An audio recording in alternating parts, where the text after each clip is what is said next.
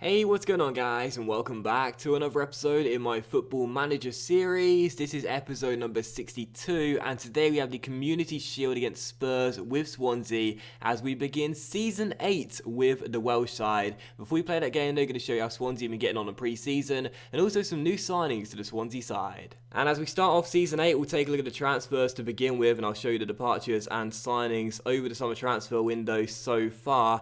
As you can see, quite a few players left on frees and loans. Most notably, Robbie Harrington's gone to Reading on loan. Obviously, this is one of our academy standouts over the years. Looks really decent, and we'll see what he can do in the Championship as he begins his, I think it's his third season playing proper professional football. So, yeah, we'll see what he can do out on loan at Reading. But also, Callum Wilson left the club £7 million, but of course, you already knew that was happening. We agreed this deal during last season. So, in terms of departures, that is it. A player getting sold who you already knew was leaving anyway, and also one of our good academy players going out on loan to Reading. Other than that, nothing really to report. Very uneventful. And as we move on to the signings, I gotta say, it's pretty much the same. And so as we take a look at the signings then, we'll start off with this guy, Peter Jones, an 18-year-old centre-half. He's Welsh, he's 6'4". He looks pretty decent, and he's cost us £3 million and joined from Everton. And with clauses, this deal could reach £10 million. Now, that is obviously a lot of money to pay for an 18-year-old, and you might sit there and look at his stats and think, is he worth it? Well, probably not right now, but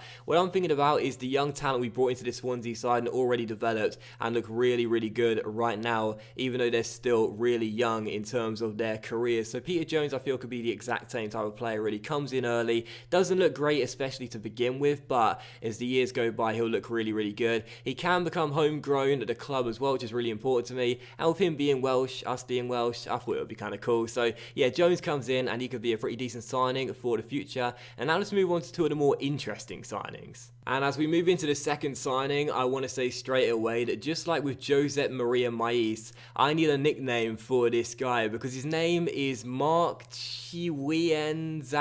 I mean, that's obviously not how you pronounce the surname, is it? But this is exactly why I need a nickname for this guy. I have no idea how you pronounce his full name, and I'll never be able to pronounce it properly. So yeah, I need you guys in the comment section down below today, guys, if you could, to leave me a comment and tell me what you want this guy to be called from now on, because I'll never be able to pronounce that surname, let's be real here. So yeah, let's come up with a nickname for this guy, and as per usual, I'll let you guys decide on what we call him. But still, he's coming from Wolfsburg. This guy's a German striker. He's 22 years old. He's 6'4", and when you look at his stats, he looks pretty decent as just a 22-year-old. I'm not entirely sure how good he can get in the future, but he does look pretty decent to begin with, and as a backup striker to replace Callum Wilson, I think he could do pretty decent in a target man slash support role, really, even though his passing is quite poor and we'll have to work on that. But still, he looks pretty decent. He won the, no he didn't, he was runner-up in the Golden Boot in the World Cup as well. He looks like a pretty decent striker. We got him for £13 million. With clauses,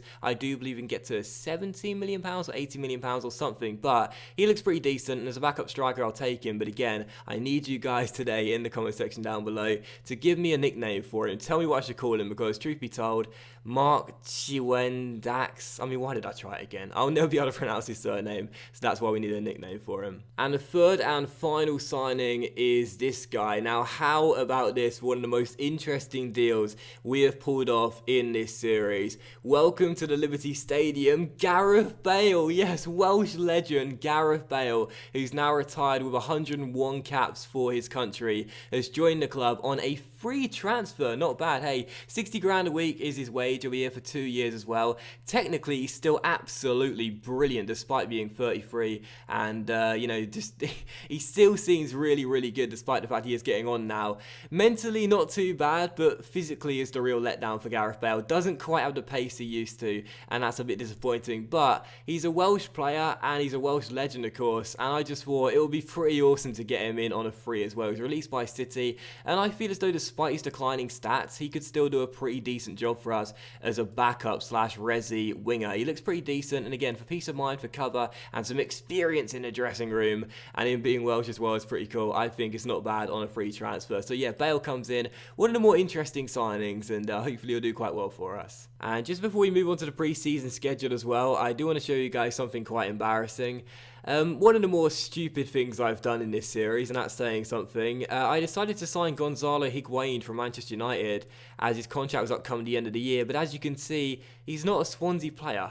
He's not a Swansea player at all, because sadly, Higuain decided to retire pretty much straight after I signed him. We signed him on about 50 grand a week. He still has some pretty decent stats, don't get me wrong, and then he retired pretty much immediately after he signed for us. So in the end, we gave him like a 500 grand a week sign-on bonus, and he was only here for a couple of weeks, and then he decided to retire. I'm pretty sure that he decided to retire after we offered him a contract, because I don't believe you can sign a player who already plans to retire, because that would be kind of pointless, right? So I'm pretty sure he said he was going to retire after we'd offer him a contract, but before he signed for us, and that's why I was confused when he did decide it was time to hang up his boots. I don't know, but it was still pretty stupid from me anyway to have not realised. But still, he only spent £16 million then in his transfer window and raised £7 million in fees for our players as well. As you can see, we still have £41.7 million remaining and a thick wage budget too.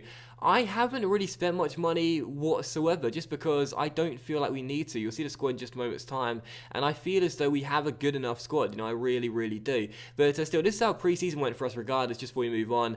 We played quite a few games here. We won most of them, drew one with PSG, lost to Boca, which is our first friendly as well, but then won the rest of the games, to including a random cup as well. But yeah, as you take a look at the squad right here, going into Season 8, one of our final seasons with Swansea, I really don't feel as though we needed to spend that much money in this summer transfer window. We got given a decent budget, but when I look at our side, I think it's really, really strong. And even though there are areas where we probably could improve a little bit, I like it as it is right now. And of course, because the players are so young too, they're continuing to get better year after year. So that's why I haven't really spent too much money. And I probably will make one or two more signings before the window slams shut, because it'll feel kind of silly to still have £40 million of our budget remaining. But I'm pretty pleased with these signings we've done so far. Just little ones here that I hope will help us this season. But again, I didn't think we need to make major changes for this season at all. I feel as though this squad is good enough to perform better than we did last year. And these are our aims for this season as well. We've got to win the Premier League this season. So obviously we did it the last 2 years. The board this season, they expect us to win it, not just qualify for the Champions League. In the Champions League, got to reach the quarter-final. Last season, got knocked out around the 16th stage. Once again in the FA Cup, got to reach the final. And again, these two competitions are not important at all. So yeah, some strong aims from the board once again in these 3 domestic competitions. And I feel as though we got to do better than we did last year. It was a bad season last year. We can do better and we can win more. And one more minor thing to point out just before we move on as well. Sean O'Drinkle, my long-term assistant manager, decided to retire over the summer, so I needed a new one.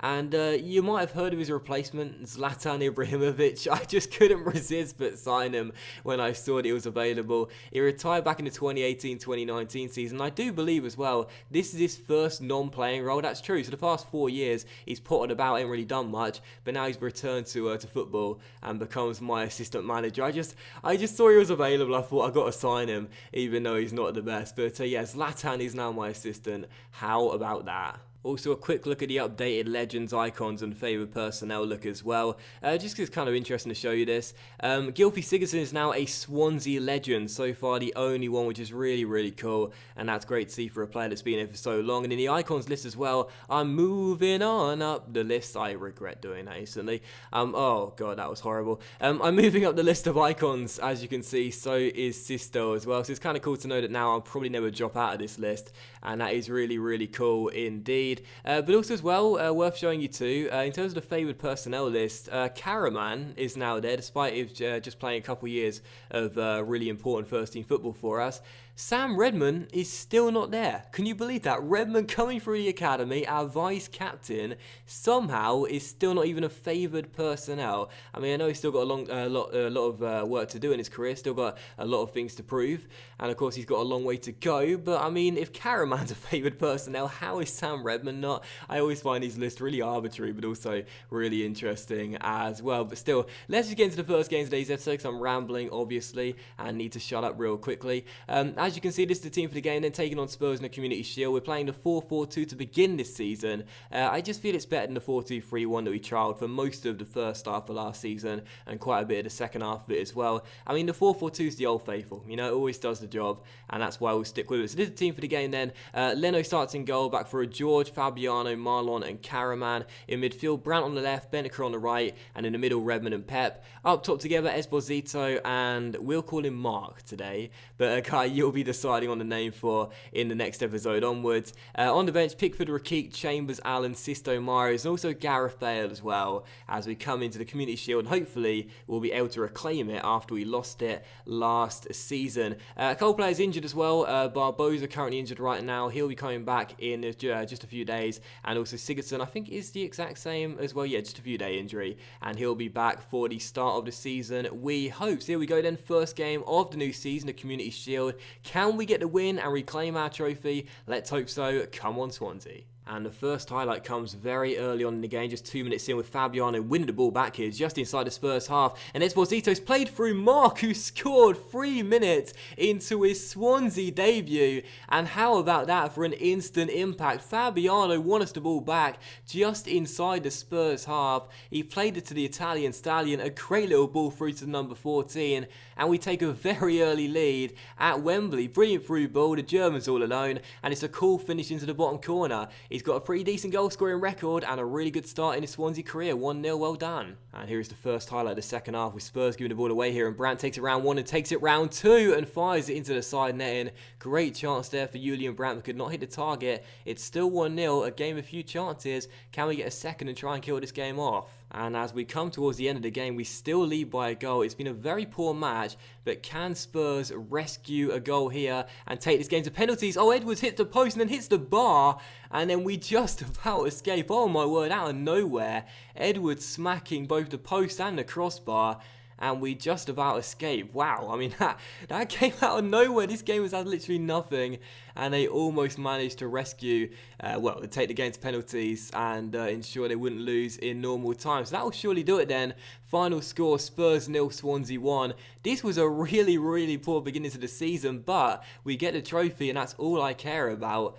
And, I mean, Zlatan says congratulate the team on a fantastic victory. I think you're giving them a bit too much credit. Fantastic, really? Only a 1-0 scoreline, but still, we'll take it. And again, I will say that was a bit of a let-off. We weren't good enough and have to step things up against better opposition, because truth be told, that wasn't a great game. We got the win, though. That's the most important thing, and do indeed reclaim our Community Shield.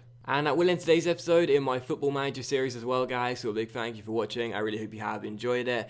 Once again, I do want to say I apologise if I sounded quite tired today. I was up all night playing through pre-season to get here.